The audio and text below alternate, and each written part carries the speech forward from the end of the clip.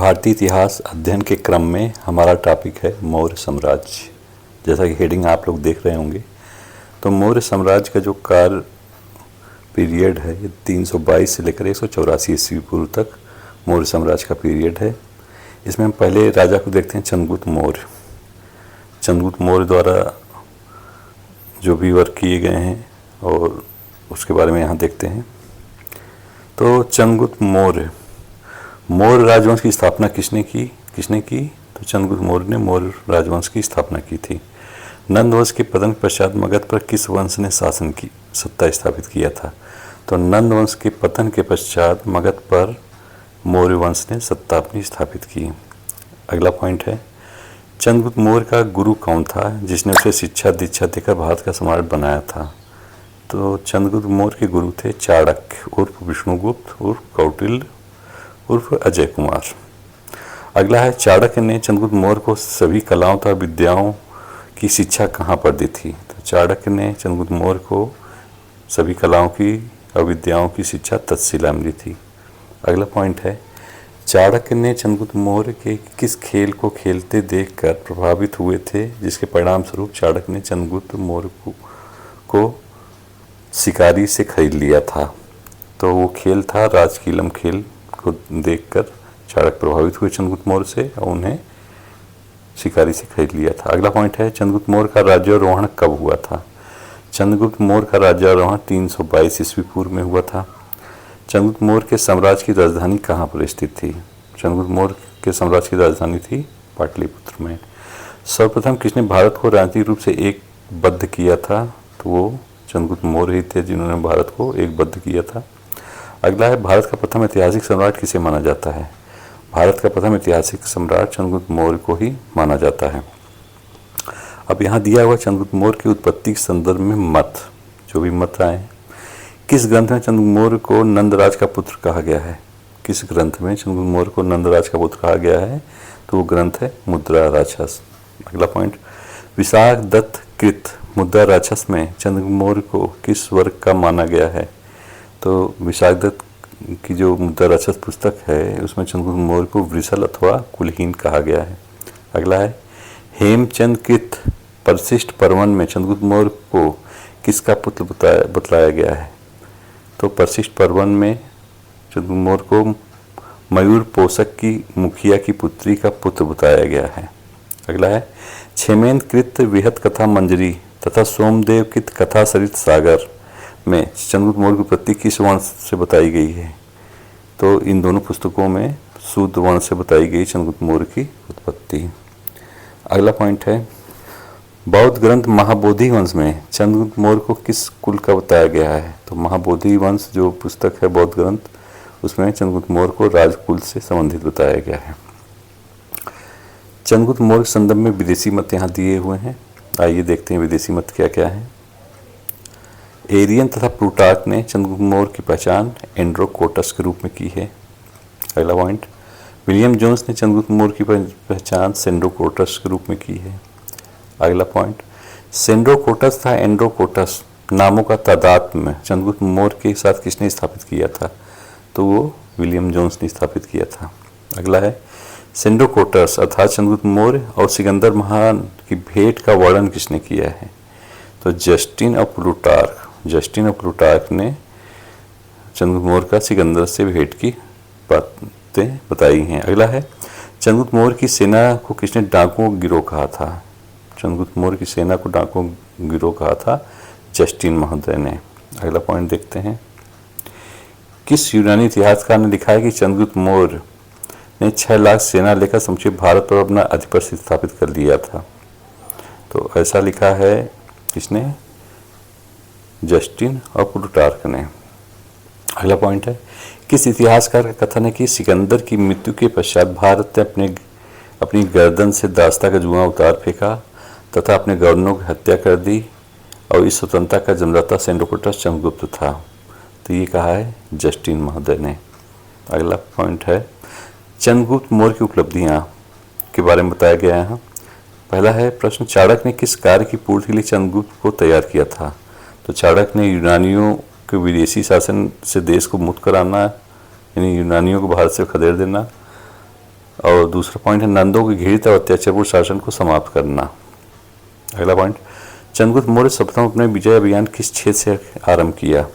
तो चंद्रगुप्त मौर्य ने अपना सर्वप्रथम विजय अभियान सिंध तथा पंजाब क्षेत्र से आरंभ किया था। अगला पॉइंट है, सिंध तथा पंजाब विजय के उपरांत चंद्रगुप्त मौर्य किस क्षेत्र पर आक्रमण किया था? तो चंद्रगुप्त मौर्य ने सिंध और पंजाब विजय के बाद मगध पर आक्रमण किया था। अगला पॉइंट है, चंद्रगुप्त मौर्य के मगध पर आक्रमण से मगध सम्राट कौन था? तो वहाँ का सम्राट था घनानंद। अगला, चंद्रगुप्त मौर्य किस नंद शासक से को पराजित कर मगध साम्राज्य पर अधिकार किया था? तो चंद्रगुप्त मौर्य ने नंद शासक घनानंद को पराजित कर मगध साम्राज्य पर अधिकार किया था। अगला पॉइंट, किस यूनानी इतिहासकार ने उल्लेख किया कि सेल्यूकस ने सिंध नदी पार कर चंद्रगुप्त मौर्य से युद्ध किया था? तो सेल्यूकस और चंद्रगुप्त मौर्य के युद्ध के बारे में बताया है किसने? एपियानस ने। एपियानस। अगला है, सिकंदर के साम्राज्य के पूर्वी भाग के शासक सेल्यूकस की आक्रमणी सेना को चंद्रगुप्त मौर्य ने किस वर्ष परास्त किया था? तो सेल्यूकस को परास्त किया था चंद्रगुप्त मौर्य ने 305 ईस्वी पूर्व में। अगला पॉइंट, तो ये जब सेल्यूकस को परास्त किया चंद्रगुप्त मौर्य ने तो उसके बीच जो संधि हुई उसमें शर्तें क्या क्या थी उसको देखते हैं। सेल्यूकस ने चंद्रगुप्त मौर्य को आराकोसिया क्या अर्थ होगा? कंधार, पेरोपनिसडाई यानी काबुल, एरिया यानी हेरात तथा जेड्रोसिया यानी मकरांटर प्रदेश दिए, यानी 4 ये प्रदेश दिए थे सेल्यूकस ने चंद्रगुप्त मौर्य को। अगला, सेल्यूकस ने अपनी पुत्री हेलेना का विवाह चंद्रगुप्त मौर्य से कर दिया। एपियानस और स्ट्रेबो ने विवरण दिया है। इस प्रथम अंतर्राष्ट्रीय विवाह की संभावना को सर्वप्रथम विंसेंट स्मिथ ने लिपिबद्ध किया था। किसने? विंसेंट स्मिथ ने। अगला पॉइंट है, चंद्रगुप्त मौर्य ने अपनी तरफ से 500 लड़ाकू हाथी सेल्यूकस को उपहार में दिए थे संधि के लिए। चौथा, सेल्यूकस ने मेगस्थीन नामक एक राजदूत को आराकोसिया कंधार से चंद्रगुप्त मौर्य के दरबार में भेजा जो भारत आने वाला प्रथम विदेशी राजदूत था। तो ये चंद्रगुप्त मौर्य और सेल्यूकस के बीच जो संधि हुई थी इसमें सेल्यूकस ने 4 प्रकार से संधि की थी। नोट दिया हुआ मुद्राराचन ग्रंथ में भी चंद्रगुप्त के सेल्यूकस से युद्ध तथा हेलेना से विवाह का विवरण मिलता है। अगला पॉइंट देखते हैं। अब यहाँ दिया है चंद्रगुप्त मौर्य का साम्राज्य विस्तार, इसके बारे में दिया है। जस्टिन के विवरण से पता चलता है कि संपूर्ण भारत उसके अधिकार में था। अर्थात आपसे क्वेश्चन पूछ सकता है कि कौन कहता है कि संपूर्ण भारत चंद्रगुप्त मौर्य के अधिकार में था? तो ऐसा कहता है जस्टिन। अगला है, चंद्रगुप्त मौर्य का विस्तार उत्तर पश्चिम में ईरान की सीमा से लेकर दक्षिण में उत्तरी कर्नाटक तक था। से लेकर पश्चिम में सौराष्ट्र तक, सोपारा तक का संपूर्ण प्रदेश उसके साम्राज्य के अधीन था। नोट, स्मिथ के अनुसार हिंदू कुश थी। यूनानी लेखक इसे पेरोपनिसस अथवा इंडियन काकेसस का। अब यहाँ चंद्रगुप्त मौर्य से संबंधित कुछ प्रश्न दिए हैं उसको देखते हैं। की प्राप्त की थी किस मौर्य सम्राट ने? अगला है, मालवा, गुजरात एवं महाराष्ट्र को किस मौर्य शासक ने पहली बार जीता था? मालवा, गुजरात एवं महाराष्ट्र को जीता था किस मौर्य शासक ने? अगला पॉइंट है, वह कौन सा अभिलेख है जिसने यह प्रमाणित किया होता है कि चंद्रगुप्त का प्रभाव पश्चिम भारत पर भी था? तो वो अभिलेख है रुद्रामन का जूनागढ़ अभिलेख, जिससे प्रमाणित होता है कि चंद्रगुप्त भारत पर भी था। अगला है, गुजरात चंद्रगुप्त मौर्य के साम्राज्य में सम्मिलित था, यह किस अभिलेख से प्रमाणित होता है? तो यह पता चलता है रुद्रामन के जूनागढ़ अभिलेख से। अगला पॉइंट है, जल की आवश्यकता को ध्यान में रखते हुए जिस प्रथम शासक ने गिरनार क्षेत्र में एक झील का निर्माण करवाया था, गिरनार क्षेत्र में एक झील का निर्माण किस अभिलेख से सूचना मिलती है कि चंद्रगुप्त मौर्य ने पश्चिमी भारत में सौराष्ट्र तक का प्रदेश जीतकर अपने प्रत्यक्ष शासन का अंतर कर लिया था? तो ऐसा मिलता है जानकारी रुद्रामन के गिरनार अभिलेख से। अगला है, किस अभिलेख से ज्ञात होता है कि पुष्यगुप्त वैश्य सौराष्ट्र प्रांत का प्रांतपति था? तो ये जानकारी मिलती है गिरनार अभिलेख से। अगला, चंद्रगुप्त मौर्य का सौराष्ट्र प्रांत का राज्यपाल कौन था? तो ये था पुष्यगुप्त वैश्य। अगला पॉइंट है, सौराष्ट्र प्रांत में सुदर्शन नामक झील का निर्माण किसने करवाया? तो ये पुष्यगुप्त वैश्य ने कराया था। अगला है, चंद्रगुप्त मौर्य के दक्षिण भारत विजय के संदर्भ में जानकारी कहाँ से प्राप्त होती है? तो चंद्रगुप्त मौर्य के दक्षिण भारत की विजय के संदर्भ में जानकारी प्राप्त होती है अशोक के अभिलेखों से एवं जैन एवं तमिल सूत्रों से। अगला पॉइंट देखते हैं, भारत का वह कौन सा प्रथम साम्राज्य था जिसकी सीमा समुद्र से समुद्र तक यानी बंगाल की खाड़ी से अरब सागर तक विस्तृत थी। तो ऐसा साम्राज्य था मौर्य साम्राज्य। अगला पॉइंट देखते हैं, कौन सी साहित्यिक कृति विस्तार पूर्वक वर्णित करती है कि नंदों को चंद्रगुप्त मौर्य और कौटिल्य ने मिलकर खदेड़ा था। तो ये कहता है विशाख दत्त का मुद्दा राक्षस। अगला है, वह कौन सा मौर्य राजा था जिसने अपने राजमुकुट को त्याग कर जैन धर्म को स्वीकार कर लिया था। तो वो मौर्य राजा था चंद्रगुप्त मौर्य। अगला पॉइंट, किस विदेशी यात्री ने चंद्रगुप्त मौर्य को की राजसभा में प्रवेश किया था। तो विदेशी यात्री था मेगास्थनीज। अगला है, चंद्रगुप्त मौर्य ने किससे जैन धर्म की दीक्षा ली थी। तो चंद्रगुप्त मौर्य ने भद्रबाहु से जैन धर्म की दीक्षा ली थी। अगला है, चंद्रगुप्त मौर्य के धार्मिक गुरु कौन थे। तो चंद्रगुप्त मौर्य के धार्मिक गुरु भद्रबाहु थे। अगला, चंद्रगुप्त मौर्य की एक पत्नी सेल्यूकस निकेटर की पुत्री थी, उसका नाम था हेलेना। अगला पॉइंट देखते हैं, चंद्रगुप्त मौर्य अपने जीवन के अंतिम वर्षों में एक जैन साधु के साथ दक्षिण भारत चला गया। उस जैन साधु का क्या नाम था। तो उस जैन साधु का नाम था भद्रबाहु। अगला पॉइंट, वृहत कथा कामा गाथा सप्तशती कामा वासवदत्ता कामा मुद्रा राक्षस कृतियों में से किस कृति में चंद्रगुप्त मौर्य के मगध का सिंहासन प्राप्त करने की जानकारी प्राप्त होती है। तो चंद्रगुप्त मौर्य ने मगध का सिंहासन प्राप्त किया, ये जानकारी मिलती है किससे, मुद्रा राक्षस से। अगला है, किस एक ग्रंथ में चाणक्य की उस योजना का विवरण मिलता है जिसके अनुसार उसने अंतिम नंद शासकों के एक मंत्री के षड्यंत्र को विफल कर चंद्रगुप्त मौर्य को राज सिंहासन पर आसीन करवाया था। तो ये मिलता है मुद्रा राक्षस। अगला है, स्रोत कहाँ से प्राप्त होते हैं। तो चंद्रगुप्त मौर्य समय तिथियों की जानकारी स्रोत प्राप्त होते हैं यूनानी स्रोत। अगला, चंद्रगुप्त मौर्य दोनों ही जैन धर्म ग्रहण किया था। अब यहाँ दिया हुआ कौटिल्य के अर्थशास्त्र उससे संबंधित जो भी एग्जाम में आया हुआ है। इतिहास में कौटिल्य को किन दो अन्य नामों से जाना जाता है। तो विष्णुगुप्त और चाणक्य। चाणक्य कहाँ के निवासी थे। चाणक्य थे तक्षशिला के निवासी। चाणक्य का जन्म किस परिवार में हुआ था। चाणक्य ब्राह्मण परिवार में जन्मे थे। अगला है, चाणक्य किस शिक्षा केंद्र के प्रमुख आचार्य थे। तो ये थे तक्षशिला के आचार्य। पुराणों में चाणक्य क्या कहा गया है। तो पुराणों में को ब्राह्मण कहा गया है। अगला है, कौटिल्य ने राज शासन के ऊपर किस ग्रंथ की रचना की थी। तो कौटिल्य ने अर्थशास्त्र की रचना की थी। अगला पॉइंट है, अगला है, कौटिल्य की अर्थशास्त्र की विषय वस्तु क्या है। तो ये शासन के सिद्धांत पे। अगला है, कौटिल्य के अर्थशास्त्र में किस पहलू पर प्रकाश डाला गया है। तो राजनीतिक नीतियों के संदर्भ में। अब यहाँ दिया हुआ है अर्थशास्त्र की विशेषताएं हैं। आइए इस पॉइंट को देखते हैं, अर्थशास्त्र की क्या क्या विशेषताएं थी जो कि कौटिल्य द्वारा लिखा गया है। अर्थशास्त्र में 15 अधिकरण तथा 180 प्रकरण है। और अर्थशास्त्र में श्लोकों की संख्या 4000 बताई गई है। प्रथम अधिकरण में राजस्व संबंधी विविध विषयों का वर्णन है। प्रथम अधिकरण में किसका वर्णन है, अर्थशास्त्र के राजस्व। द्वितीय अधिकरण में नागरिक प्रशासन के संदर्भ में विवेचना की गई है। तृतीय अधिकरण में तृतीय चतुर्थ अधिकरण में दीवानी फौजदारी व्यक्तिगत कानूनों को उल्लेख है। पंचम अधिकरण में सम्राट के सभासदों अनुचरों कर्तव्य दायित्वों को उल्लेख है। छठे में अधिकरण में राज्य की सप्तांग स्वामी अमात्य राष्ट्रदूत आदि का वर्णन है। अंतिम 9 अधिकरणों में राज्य की विदेश नीति, सैनिक अभियान, युद्ध के विजय उपाय, शत्रुदेश से लोकप्रियता प्राप्त करने के उपाय आदि का वर्णन है। इस प्रकार अर्थशास्त्र मुख्यतः शासन की व्यवहारिक समस्याओं पर संबंधित रचना है। अगला, पुरातत्वविद ने कौटिल्य की पर खोजा, उसका अध्ययन किया। तो ये शास्त्री यानी अर्थशास्त्र की पांडुलिपि को खोज का श्रेय किसे, आरसाम शास्त्री। अब यहाँ अर्थशास्त्र से संबंधित प्रश्न जो आए हैं उनको दिया हुआ है, आइए देखते हैं। कौटिल्य की अर्थशास्त्र की तुलना किस यूरोपीय विद्वान की पुस्तक से की जाती है। तो मैकियावेली कृत प्रिंस से। अगला है, राज के सप्तांग सिद्धांत के अनुसार राज का 7वां अंक कौन सा था। तो 7वां अंक था मित्र। अगला है, अर्थशास्त्र के अनुसार मौर्य काल में शासकीय अधिकारियों के अधिकतम और न्यूनतम वेतन का अनुपात क्या था। शासकीय अधिकारियों का अधिकतम वेतन 48 है, न्यूनतम 60 पर्ण था, अधिकतम 48,000। अर्थशास्त्र के अनुसार स्थानीय किसकी प्रशासनिक क्या। तो स्थानीय थी 8।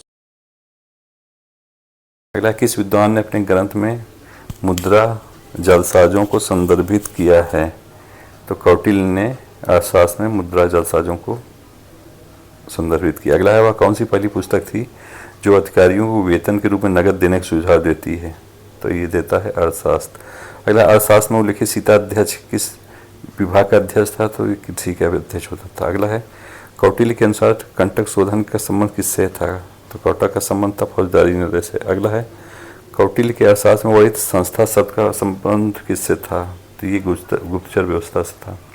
अगला है, कौटिल्य के अर्थशास्त्र के अनुसार राजा की ओर से सिक्के ढलवाने वाले अधिकारी को क्या संज्ञा दी गई थी? तो लक्षणाध्यक्ष कहा जाता था। अगला है, कौटिल्यकृत किस ग्रंथ में चंद्रगुप्त मौर्य को परिषद का उल्लेख किया गया है? तो अर्थशास्त्र में। अगला है, कौटिल्यकृत अर्थशास्त्र में उल्लेखित अंतपाल नामक अधिकारी को क्या कर्तव्य था? तो अंतपाल जो था ये मार्गों से संबंधित अधिकारी था। अगला है, किस ग्रंथ में चंद्रगुप्त मौर्य की परिषद का उल्लेख किया गया है? चंद्रगुप्त मौर्य की परिषद का उल्लेख किया गया है अर्थशास्त्र में। किस विद्वान ने अर्थशास्त्र पर टीका लिखी है? तो भट्ट स्वामी ने अर्थशास्त्र पर टीका लिखी है। अगला पॉइंट है, भट्ट स्वामी ने अर्थशास्त्र पर टीका किस नाम से लिखी है? जो प्रतिपदा पंचिका नाम से भट्ट स्वामी ने अर्थशास्त्र पर टीका लिखी। अगला है, अर्थशास्त्र में पूरा विन्यास से स्पष्टता निर्देशित होता है कि औद्योगिक एवं व्यापारिक वर्गों को कहाँ पर स्थान दिया गया था? तो नगर में विशेष स्थान दिया गया था व्यापारिक और औद्योगिक वर्गों को। अगला है, कौटिल्य द्वारा प्रयुक्त धर्मस्थी शब्द से क्या तात्पर्य है? तो धर्मस्थी क्या होता था? धर्मस्थी एक न्यायालय होता था। अगला है, अर्थशास्त्र के अनुसार सेना में किस वर्ग के लोग सम्मिलित होते थे? क्षत्रिय, शूद्र, वैश्य, ब्राह्मण, ये सभी सम्मिलित होते थे सेना में।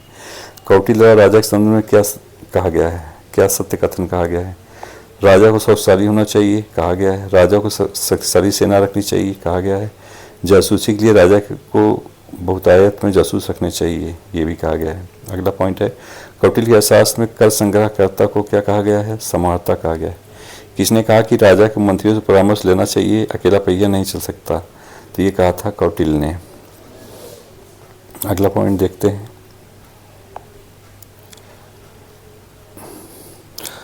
अपने ऊपर आश्रित बच्चों एवं पत्नी को समुचित व्यवस्था किए बिना भिक्षु बनाने वालों के लिए किसने दंड के विधान की बात की? ये कौटिल्य ने किया था। अगला, कौटिल्य के अर्थशास्त्र में वर्णित पढ़य कर से क्या तात्पर्य है?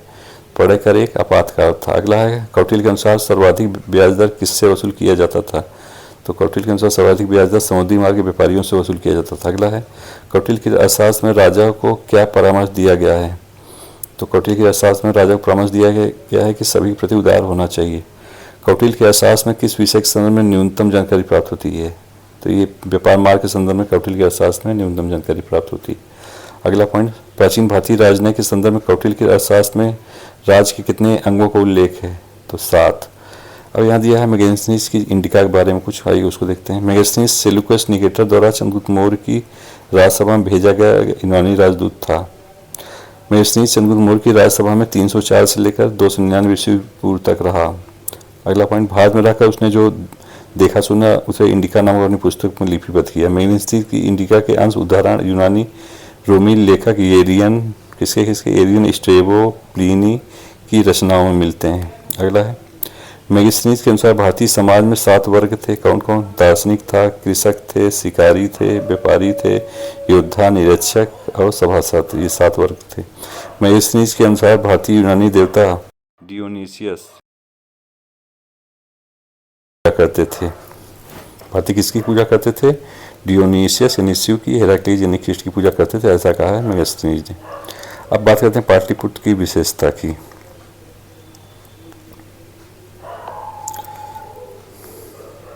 मेगास्थनीज ने पाटलिपुत्र भवन इस प्रकार किया था कि यह 80 स्टेडिया यानी 16 किलोमीटर लंबा तथा 15 स्टेडिया यानी 3 किलोमीटर चौड़ा था, ये कहा है मेगास्थनीज ने। अगला है, पाटलिपुत्र के चारों ओर 185 मीटर चौड़ी तथा 30 हाथ गहरी खाई थी, ये भी मेगास्थनीज, ये सब मेगास्थनीज के विवरण है। अगला, नगर के चारों ओर एक ऊंची दीवार से घिरा था जिसे 64 तोरण तथा 570 बुर्ज थे। नगर का प्रबंध एक नगर परिषद द्वारा होता था जिसमें 5 सदस्य वाली 6 समितियां कार्य करती थी। नगर के मध्य में चंद्रगुप्त का विशाल राजप्रासाद स्थित था। मेगास्थनीज के भव्यता और शान शौकत में सूसा तथा एक बतना के राजमहल भी उसकी तुलना नहीं कर सकते थे। अगला, इस प्रकार मेगास्थनीज के विवरण के आधार पर चंद्रगुप्त मौर्य के समय की राजनीतिक, सामाजिक, धार्मिक तथा आर्थिक दशा पर प्रकाश पड़ता है। नोट, बिहार में पटना यानी पाटलिपुत्र समीप बुलंदीबाग एवं कुम्हार में की गई खुदाई से मौर्यकाल के लकड़ी के विशाल भवनों के अवशेष प्रकाश में आए हैं। इन्हें प्रकाश में लाने का श्रेय स्पूनर महोदय को दिया जाता है। अगला पॉइंट देखते हैं। यहाँ देखिए किस प्राचीन नगर के अवशेष कुम्हार स्थल से प्राप्त हुए हैं। तो कुम्हार स्थल से जो है किस नगर के अवशेष प्राप्त हुए हैं, तो प्राप्त हुए पाटलिपुत्र के। अगला है बुलंदीबाग प्राचीन स्थल का संबंध किस नगर से है, तो ये पाटलिपुत्र से। इंडिका से संबंधित प्रश्न। मेगस्थनीज पुस्तक का क्या नाम था, इंडिका था। इंडिका के लेखक कौन है, मेगस्थनीज है। कौन सा स्रोत इन मौर्यों के नगर प्रशासन के विस्तृत विवरण प्रस्तुत करता है, तो इंडिका। भारत के बारे में मेगस्थनीज के मौलिक विवरण खो गए हैं। इसके कुछ संस्करण जिसके वृत्तांतों को संरक्षित किए गए हैं एरियन और टियाडोरस ने। अगला है प्राचीन भारत की यात्रा करने वाले विदेशी यात्रियों में सबसे पहले कौन आया, तो मेगस्थनीज आया।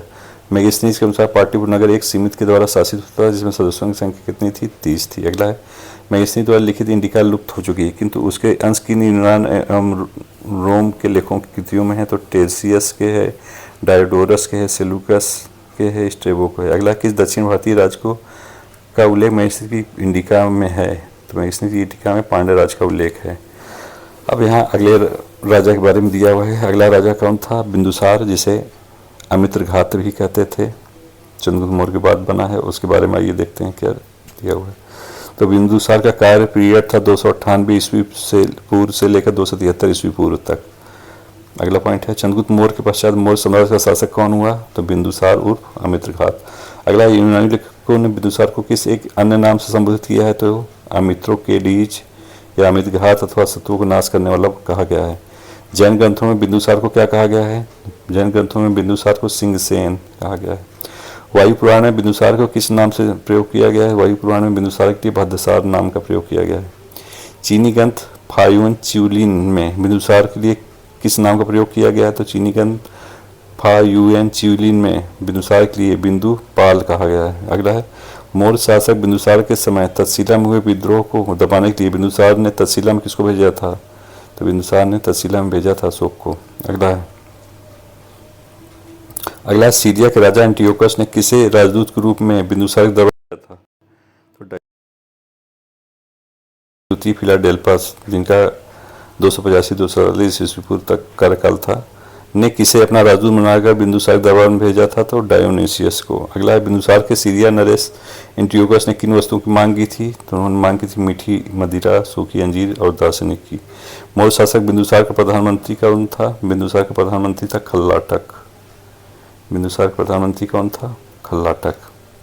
अगला पॉइंट देखते हैं। बहुत साक्ष्यों के अनुसार बिंदुसार के समय अवंती का राजा कौन था, उपराजा कौन था, अवंती का उपराजा था अशोक। बिंदुसार किस मत के अनुयायी थे, आजीवक मत के अनुयायी थे। बिंदुसार आजीवक मत के अनुयायी थे। इसके बाद अगला राजा बनते हैं अशोक पीदस्सी 273 से 236 ईस्वी पूर्व। कब से, 273 से 236 ईस्वी पूर्व। अशोक मगध साम्राज्य के सिंहासन कब आसीन हुए, तो अशोक 273 ईस्वी पूर्व में मगध सिंहासन पर आसीन हुए। अशोक के सम्राट बनने के पश्चात कितने वर्षों बाद राज्याभिषेक हुआ था, अशोक के सम्राट बनने के 4 वर्षों बाद यानी 269 ईस्वी पूर्व में अशोक का राज्याभिषेक हुआ। अगला है अशोक के अभिलेखों में अशोक क्या नाम कहा गया है, तो अशोक का अभिलेखों में देवनाम प्रिय और देवनाम प्रियदर्शी उल्लेख मिलता है। देवनाम प्रिय अशोक से क्या तात्पर्य है, देवताओं का प्रिय या देखने में सुंदर। पुराणों में अशोक के लिए किस शब्द का प्रयोग किया गया है, पुराणों में अशोक के लिए अशोक वर्धन शब्द का प्रयोग किया गया है। अगला पॉइंट है अशोक के प्रारंभिक जीवन की जानकारी का मुख्य स्रोत क्या है, तो बौद्ध ग्रंथ है। अशोक के पिता का नाम क्या था, बिंदुसार। अशोक की माता क्या नाम था, तो सुभद्रांगी। अशोक का जन्म कब हुआ था, 304 ईस्वी पूर्व में पाटलिपुत्र में अशोक का जन्म हुआ था। अशोक के किस एक अन्य नाम से जाना जाता है, तो अशोक को चंडाशोक यानी निर्दयी अशोक भी कहा जाता है। अशोक के पुत्र महेंद्र तथा संघमित्रा की माता का नाम क्या था, अशोक के पुत्र महेंद्र तथा पुत्री संघमित्रा की माता का नाम था महादेवी। क्या नाम था, महादेवी। अगला अशोक के पुत्र कुणाल की माता क्या नाम था, पद्मावती। अशोक के पुत्र कुणाल की माता का नाम पद्मावती। अगला है अशोक के अभिलेखों में उसके किस पत्नी का नाम का उल्लेख मिलता है, तो अशोक के अभिलेखों में उसकी पत्नी कारुवाकी का उल्लेख मिलता है। रानी कारुवाकी के पुत्र का क्या नाम था, तो रानी कारुवाकी की पुत्र का नाम तीवर था। अगला है अशोक के अभिलेखों में उसके किस पुत्र का नाम का उल्लेख मिलता है, तीवर का उल्लेख मिलता है। कलहट की राजतरंगिणी में अशोक के किस पुत्र का नाम कभी मिलता है? कलहट की राजतरंगिणी में अशोक के जलौक नामक पुत्र का नाम मिलता है। अब यहाँ है अशोक के कलिंग अभियान। अशोक अपने राज्याभिषेक से कितने वर्षों बाद कलिंग में युद्ध करके किया? तो कलिंग से युद्ध किया तो 8वें वर्ष में, अपने राज्याभिषेक के 8वें वर्ष में कलिंग से युद्ध किया। कब? 261 ईस्वी पूर्व में। अगला, कौटिल्य के वीडियो में कलिंग के विषय में क्या सूचना मिलती है? कौटिल्य के वीडियो में कलिंग बारे में कहा गया कलिंग सूती वस्तुओं तथा हाथियों की प्रसिद्ध था। अगला है, सम्राट अशोक अपने राज शासनकाल में एक मात्र युद्ध लड़ा था, वह कौन सा युद्ध था? तो कलिंग युद्ध था। कलिंग युद्ध का विवरण अशोक की किस शिलालेख में मिलता है? तो कलिंग युद्ध का विवरण अशोक के 13वें शिलालेख में मिलता है। कलिंग विजयोपरांत मगध साम्राज्य का प्रांत बना दिया गया था। तत्पश्चात उसे 2 अधीनस्थ प्रशासनिक केंद्र वहां पर स्थापित किए गए। उत्तरी केंद्र जौगढ़ थी। अशोक ने उत्तरी केंद्र की राजधानी तोसली बनाया, दक्षिणी केंद्र की राजधानी जौगढ़ बनाया। अगला पॉइंट है, कलिंग युद्ध पश्चात अशोक ने भेरी घोष की नीति त्याग कर उसका उद्घोष किया था। अब यहाँ बात करते हैं अशोक के साम्राज्य विस्तार की। किसकी? अशोक के साम्राज्य विस्तार की। कहाँ से कहाँ थे अशोक का साम्राज्य? अशोक के साम्राज्य किया जाता है तो अशोक के अभिलेखों द्वारा अशोक की सीमा का निर्धारण किया जाता है। अगला, कोसिया चिटोसिया राज समृद्ध थे। इसकी जानकारी अशोक के किस अभिलेख से प्राप्त होती है? तो शहबाजगढ़ी, मानसेहरा, सरिकुना, लंगमान शिलालेख से प्राप्त जानकारी के अनुसार होता है। अगला है, अशोक के साम्राज्य सीमा अभिलेखों द्वारा।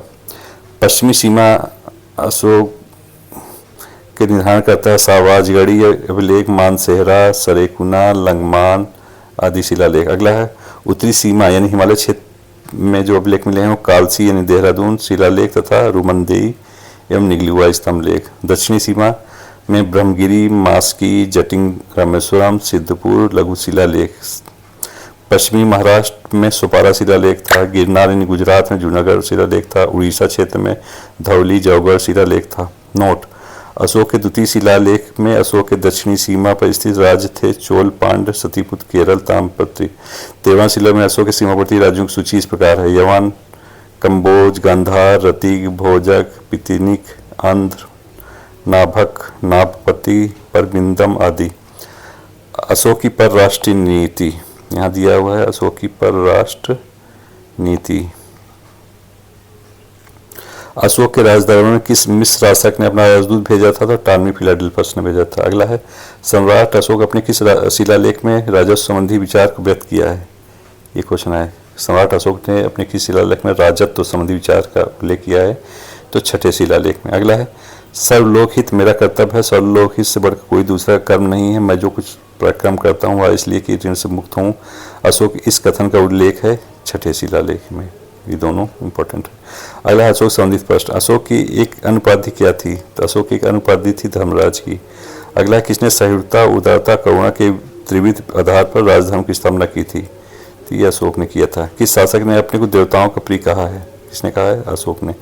कश्मीर में श्रीनगर नामक नगर की स्थापना किसने की थी? तो किया था अशोक ने। अशोक के उपरांत किस मौर्य शासक ने देवनामप्रिय की उपाधि धारण की? तो देवनामप्रिय की उपाधि अशोक ने भी धारण की और दशरथ ने भी धारण की थी। अशोक का शासन अन्य किस शासक के साथ समानता रखता है? तो टालमी सेकेंड के साथ। अशोक के शासनकाल में धर्म और नैतिकता अधिकारी कौन था? तो धर्म महामात्र धर्म और नैतिकता के अधिकारी होते थे। अगला पॉइंट, श्रीलंका के उस राजा क्या नाम था जो अशोक का समकालीन था?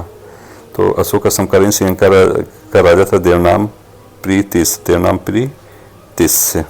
अगला है, अशोक के समकालीन राजा थे सीरिया का थिरोज था, फिलाडेल्फस का टालमी था, मैसेडोनिया का एंटिगोनस था, कुरेनी का मक था। किस मुख्य उद्देश्य की पूछ लिया अशोक ने प्रजा से धर्म का प्रचार किया था? अपनी प्रजा की नैतिकता आध्यात्मिक विकास हेतु। अशोक अब बौद्ध धर्म के बारे में बात करते हैं। सिंगली बौद्ध ग्रंथ दीपवंश महावंश के अनुसार अशोक शासन कितने वर्ष बाद बौद्ध धर्म में दीक्षा ली थी? 4 वर्ष बाद। बौद्ध ग्रंथ दीपवंश महावंश के अनुसार अशोक को किसने अपने बौद्ध धर्म से दीक्षित किया था? तो अशोक को बौद्ध धर्म से दीक्षित किया था निगोत नामक 7 वर्षीय बौद्ध भिक्षु ने। अगला है, किस बौद्ध भिक्षु प्रभाव में आकर अशोक पूर्ण रूप से बौद्ध बन गया था? तो मोगली पुत्तिस के प्रभाव में आकर अशोक पूर्ण से बौद्ध बन गया था। अगला है बौद्ध ग्रंथ दिव्यदान के अनुसार किस बौद्ध भिक्षु ने अशोक को बौद्ध धर्म से दीक्षित किया था? तो उपगुप्त ने। अगला है अशोक अपने राज्याभिषेक के कितने वर्ष बाद बोध गया की यात्रा की थी? अशोक ने बोध गया की यात्रा अपने राज्याभिषेक के 10 वर्ष बाद की थी। अगला बौद्ध धर्म ग्रहण कर लेने के पश्चात अशोक के जीवन में क्या परिवर्तन हुए? अहिंसा तथा सदा का पालन करना, मांस भक्षण त्याग दिया, राजकीय भोजनालय में मारे जाने वाले पशुओं की संख्या कम कर दी, धर्म यात्राओं का आरंभ किया। अशोक अपने राज्याभिषेक कितने वर्ष बाद लुम्बिनी ग्राम को गया था? अशोक अपने राज्याभिषेक के 20 वर्ष बाद लुम्बिनी ग्राम गया था। कितने वर्ष बाद? 20 वर्ष बाद अशोक लुम्बिनी ग्राम गया था। अगला अशोक ने नेपाल तराई में स्थित निगलीवा में किस स्तूप का निर्माण कराया है? तो कनक मुनि स्तूप का निर्माण कराया है अशोक ने। अगला अशोक के बौद्ध मतानुयायी होने का सर्वप्रथम प्रमाण कहाँ से प्राप्त होता है? तो भाब्रू वैराट राजस्थान लघु शिलालेख से प्राप्त होता है। अगला है भाब्रू लघु शिलालेख में अशोक ने बौद्ध मत के संदर्भ में क्या अभिवादन किया? बुद्धम धम्मम संघम। भाब्रू शिलालेख में उसने कहा है। बौद्ध धर्म के रक्षक के रूप में अशोक का उल्लेख किस लघु स्तंभ लेख से मिलता है? तो सारनाथ, सांची और कौशाम्बी लघु शिलालेख से बौद्ध धर्म के रक्षक के रूप में अशोक का उल्लेख मिलता है। किस लघु स्तंभ लेख में विवरण मिलता है कि अशोक ने बौद्ध संघ में फूट डालने वाले भिक्षुओं तथा भिक्षुणियों को चेतावनी देते हुए दिए? तो सांची लघु स्तंभ लेख से प्राप्त होता है। अशोक बौद्ध होते हुए भी हिंदू धर्म में आस्था नहीं छोड़ी, इसका प्रमाण किससे स्पष्ट होता है? देवनाम की उपाधि से। अशोक के धर्म के बारे में बात करते हैं। अशोक अपनी प्रजा के नैतिक उत्थान के लिए अशोक ने जिन आचारों और संहिताओं प्रस्तुत की थी उसे अभिलेखों में क्या कहा गया है? तो उसे अभिलेखों में कहा गया धम्म। अगला देखते हैं अशोक के विश्व इतिहास से प्रसिद्धि का महत्वपूर्ण कारण क्या था? तो विश्व इतिहास में अशोक की प्रसिद्धि का प्रमुख कारण है अशोक की धम्म नीति। अगला है अशोक की धम्म नीति की विशद परिभाषा किस बौद्ध ग्रंथ में दी गई है? तो राहुलोवाद सूत्र अथवा सिंगलोवाद सूत्र जो कि दीर्घ निकाय में है, इसमें अशोक के धम्म नीति का विस्तार से वर्णन किया गया है। अगला है अशोक ने किस स्तंभ लेख में धम्म की परिभाषा दी है? अशोक ने धम्म की परिभाषा दी है दूसरे तथा 7वें स्तंभ लेख में। अशोक ने धम्म की परिभाषा दी है दूसरे और 7वें स्तंभ लेख में। अगला है अशोक ने किस स्तंभ लेख में स्वयं प्रश्न करता है किम चू धम्मे, धम्म क्या है? तो दूसरे स्तंभ लेख में अशोक स्वयं को प्रयास करता है। अगला है अशोक के किस शिलालेख में धम्म मंगल की जानकारी प्राप्त होती है? तो ये 9वें शिलालेख में। अगला है अशोक के किस शिलालेख में धम्मदान की जानकारी प्राप्त होती है? तो 11वें शिलालेख में अशोक के धम्मदान की जानकारी प्राप्त होती है। अगला है अशोक के किस शिलालेख में धम्म विजय की जानकारी होती है? तो 14वें शिलालेख में। और यहाँ अशोक की धम्म यात्रा दिया गया है। अधिकांश शिलालेखों में अशोक की धम्म यात्रा का क्रम है बोध गया, कुशीनगर, कपिलवस्तु, सारनाथ।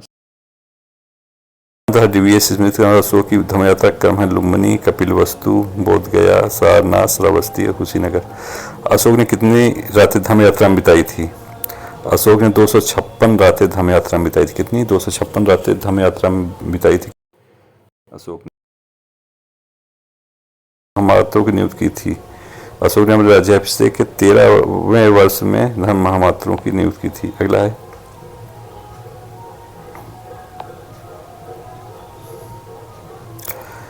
धर्म के प्रचार प्रसार के लिए अशोक किन अधिकारियों की नियुक्त की थी? धम्म महामात्र की नियुक्त की थी। सम्राट के किन उच्च पदाधिकारियों को धर्म के प्रचार प्रसार के लिए अशोक ने लगाया था? तो व्युष्ट, रज्जुक, प्रादेशिक तथा युक्त को लगाया था। अगला है धर्म प्रचार के लिए व्युष्ट, रज्जुक, प्रादेशिक तथा युक्त नामक अधिकारियों की जानकारी किस स्तंभ में प्राप्त होती है? 3 एवं 7 में। अगला है व्युष्ट, रज्जुक, प्रादेशिक तथा युक्त जैसे उच्च पदाधिकारियों को अपने क्षेत्रों में दौरा कितने वर्षों में करते थे? तो 5 वर्ष में करते थे, प्रत्येक 5 वर्ष। अशोक द्वारा युक्त धर्म महामात्रों को क्या कार्य था? तो विभिन्न धार्मिक समुदायों के बीच देशभाव को समाप्त करना था, धर्म की एकता पर बल देना। अगला है अशोक ने अपने बौद्ध धर्म के प्रचार प्रसारित दूत भेजे थे। उन दूतों का विवरण किन अभिलेखों से प्राप्त होता है? तो उन दूतों का विवरण मिलता है दूसरे तथा 13वें शिलालेख में। अशोक के दूसरे 13वें शिलालेख में किन दक्षिण भारत के राज्यों का विवरण मिलता है? तो चोल, पांड, सतीपुत्र, केरलपुत्र और ताम्रपर्णी का उल्लेख मिलता है। अगला है अशोक 13वें शिलालेख में किस 5 एवं राज्यों का उल्लेख मिलता है? तो अशोक के 13वें शिलालेख में सीरिया, मिस्र, मेसिडोनिया, मग, सीरीन का जानकारी मिलती है। बौद्ध धर्म के प्रचार के लिए जो भिक्षु भेजे गए थे अशोक द्वारा, उनकी जानकारी महावंश में जिनका मजंतिक को भेजा गया था कश्मीर तथा गांधार में, जबकि महारक्षित को भेजा गया था यवन देश में, मंझिम को भेजा गया था हिमालय देश में, धर्मरक्षित को भेजा गया था अपरांतक में, महाधर्मरक्षित को भेजा गया था महाराष्ट्र में, महादेव को भेजा गया था महिष मंडल मैसूर अथवा मंधाता में। रक्षित को भेजा गया था वनवासी जो कुंती कन्या में पड़ता था। सोन तथा उत्तर को भेजा है था स्वर्णभूमि में। महेंद्र तथा संघमित्रा को लंका में भेजा गया था। अगला पॉइंट है श्रीलंका के साथ 30 को किसने बौद्ध धर्म से दीक्षित किया था? तो महेंद्र ने। श्रीलंका के 30 को बौद्ध धर्म से दीक्षित किया था महेंद्र। अगला श्रीलंका के साथ 30 ने अशोक को कौन सी उपाधि धारण की थी? अशोक की कौन सी उपाधि 30 ने धारण की थी श्रीलंका के राजा? तो देवनामप्रिय की। अब यहाँ बात करते हैं अशोक की धार्मिक नीति की। अशोक ने अपने सम्मान में किस धार्मिक नीति का अनुसरण किया था? तो धार्मिक सहिष्णुता का पालन किया था अशोक ने। अगला किस शिलालेख में अशोक अपने धार्मिक इच्छा व्यक्त करते हुए कहता है कि सब मतों के व्यक्ति सब स्थानों पर रह सकें क्योंकि वे सभी आत्म संयम हृदय की पवित्रता चाहते हैं? तो ऐसा अशोक ने कहा है 7वें शिलालेख में। अशोक ने किस स्थान पर आजीवन समुदाय के लिए गुफाएं निर्मित करवाई थी? बराबर की पहाड़ियों में जो गया जिला में। अशोक ने कश्मीर में विजयेश्वर नमक से मंदिर का जीर्णोद्धार कराया था की जानकारी कौन देता है? तो कराड़ की तरह तरंगड़ी में जानकारी मिलती है। अशोक के किस शिलालेख में सभी समुदायों तथा धार्मिक मत के सार वृद्धि की बात की गई? तो 12वें शिलालेख में। अब यहाँ है अशोक के अभिलेख। अशोक का इतिहास मुख्यतः किससे ज्ञात होता है? तो अशोक का इतिहास मुख्यतः ज्ञात होता है उसके अभिलेखों से। अगला अशोक के अब तक कितने अभिलेख प्राप्त हो चुके हैं? अशोक के अब तक 40 से अधिक अभिलेख प्राप्त हो चुके हैं। अगला अशोक के अभिलेखों में किस विद्वान का सर्वप्रथम उद्घाटन किया? यानी जेम्स प्रिंसम ने। जेम्स प्रिंसम ने अशोक के उद्घाटन किस वर्ष किया? 1837 में। अशोक के अभिलेखों का वर्गीकरण कितने भागों में किया गया है? 3। पहला शिलालेख, दूसरा स्तंभ लेख, तीसरा गुहा लेख में। यहाँ बृहत शिलालेख दिया हुआ अशोक के बृहत शिलालेख कौन कहाँ किसने खोजा? तो आइए देखते हैं अशोक के जो बृहत शिलालेख हैं। बृहत शिलालेख, बड़े शिलालेख। सबाजगढ़ी है पेशावर पाकिस्तान में। इसको खोज करता है जनरल कोट, इन्होंने खोजा 1836 में सबाजगढ़ी को। अगला है मानसेरा कहाँ है? हजारा पाकिस्तान में। इसकी खोज करता कनिंघम है, इन्होंने 1889 में खोजा है। अगला है बृहत शिलालेख कालसी कहाँ है? देहरादून उत्तराखंड में। इसको खोजा फॉरेस्ट ने। कब खोजा? 1860 में। अगला बृहत शिलालेख है गिरनार, ये कहाँ है? जूनागढ़ गुजरात में। इसको खोजा कर्नल टार्ड ने। कब? 1822 में। अगला बृहत शिलालेख है धौली तोसली में, पूरी, ये कहाँ है? पूरी उड़ीसा में है। खोजकर्ता किट्टो हैं। कब? 1837 में। अगला बृहत शिलालेख है जौगढ़ समापा भी इसे कहते हैं, कहाँ है? गंजाम उड़ीसा में। किसने खोजा? वाल्टर इलियट ने। कब? 1850 में। और अगला बृहत शिलालेख है एरगुंडी, ये कहाँ है? कर्नूल आंध्र प्रदेश में। किसने खोजा? अड़ू घोष ने। कब? 1829 में। अगला बृहत शिलालेख है सोपारा कहाँ है? पालघर के पूर्व थाना महाराष्ट्र में। किसने खोजा? भगवान लाल ने। कब? 1889 में। अब बात करते हैं अशोक के लघु शिलालेखों की। अशोक के लघु शिलालेख तो रूपनाथ जो कि जबलपुर में है, मध्य प्रदेश में है। लघु शिलालेख है रूपनाथ, जबलपुर मध्य प्रदेश में। लघु शिलालेख गुजरा जो कि दतिया मध्य प्रदेश में है। लघु शिलालेख सासाराम जो कि बिहार में। लघु शिलालेख भाब्रू बैराट जो कि जयपुर राजस्थान में। लघु शिलालेख मास्की जो रायचूर कर्नाटक में। लघु शिलालेख ब्रह्मगिरी जो कि चित्रदुर्ग कर्नाटक में है। लघु शिलालेख सिद्धपुर जो ब्रह्मगिरी कर्नाटक में है। लघु शिलालेख जटिंग रामेश्वरम जो ब्रह्मगिरी कर्नाटक में है। अगला लघु शिलालेख एरागुंडी जो कि कर्नूल आंध्र प्रदेश में है। लघु शिलालेख गोविमठ जो कि मैसूर कर्नाटक में। लघु शिलालेख पालकी गिंडू जो कि कर्नाटक में है। लघु शिलालेख राजुल मंडगिरी जो कि कर्नूल कर्नाटक में है। लघु शिलालेख अरोरा मिर्जापुर उत्तर प्रदेश में है। यहाँ नोट दिया है मास्की गुजरा नेतु तथा उडगोलम के लेखों में अशोक के व्यक्तिगत नामों का उल्लेख है। अब यहाँ बात करते हैं सप्त स्तंभ लेख के बारे में दिया है। सप्त स्तंभ लेख सम्राट अशोक की भी राजज्ञाएं अथवा प्रज्ञापन जिसकी संख्या और जो 6 भिन्न भिन्न स्थानों से प्रसारण स्तंभों से उत्कीर्ण पाए गए हैं। दिल्ली टोपरा या उत्तर प्रदेश के सहारनपुर जिले में टोपरा नाम स्थान पर गड़ा हुआ था। कालांतर में फिरोज शाह तुगलक 1851-88 ईस्वी जिस राज्यकाल था द्वारा दिल्ली लाया गया। इसे फिरोज शाह की लाट, भीमसेन की लाट, दिल्ली शिवालिक लाट, सुनहरी लाट आदि नामों से भी जाना जाता है। इस लेख पर अशोक के 7 लेख उत्कीर्ण हैं जबकि अन्य पर केवल 6 ही मिलते हैं। सर्वप्रथम जेम्स प्रिंसम ने इसका वाचन कर अंग्रेजी में अनुवाद प्रकाशित किया था। मेरठ में था बाद में फिरोज तुगलक दिल्ली लाया गया। ये भी स्तंभ लेख है। फिर है लोरिया अर्राज स्तंभ लेख, बिहार के चंपारण जिले में स्थित है। लोरिया नंदनगढ़ स्तंभ लेख या चंपारण जिले में है। रामपुरवा स्तंभ लेख चंपारण बिहार में है। प्रयाग स्तंभ लेख या कौशाम्बी में था, बाद में अकबर द्वारा इसे इलाहाबाद के किले में रखवाया गया। अब बात करते हैं लघु स्तंभ लेख की। अशोक के राजकीय घोषणाएं जिन स्तंभों की उन्हें साधारणतौर पर लघु स्तंभ लेख कहते हैं। तो सांची का लघु स्तंभ लेख ये राजस्थान जिला मध्य प्रदेश में है। फिर सारनाथ का स्तंभ लेख ये वाराणसी उत्तर प्रदेश में है और एडिस्टाइन ने इसे खोजा था 1905 में। कौशाम्बी का लघु स्तंभ लेख ये इलाहाबाद के समीप है, कैप्टन बर्ट ने खोजा था 1834 में। रूमंदेही के लघु स्तंभ लेख दीपक तराई में स्थित है, फ्यूरन ने खोजा था 1895 में। निगलीवा स्तंभ लेख निगारी सागर नेपाल की तराई में स्थित है, ये फ्यूरन ने खोजा था 1895 में। सांची सारनाथ लघु स्तंभ लेख में अशोक अपने महामातों के संग भेद को रोकने का आदेश देता है। कौशाम्बी तथा प्रयाग स्तंभों की रानी कालवकी ने दान दिया था, जिसके कारण से रानी का अभिलेख भी कहते हैं। यहाँ अशोक के इस अभिलेख के संदर्भ में विशेष तथ्य दिया हुआ है।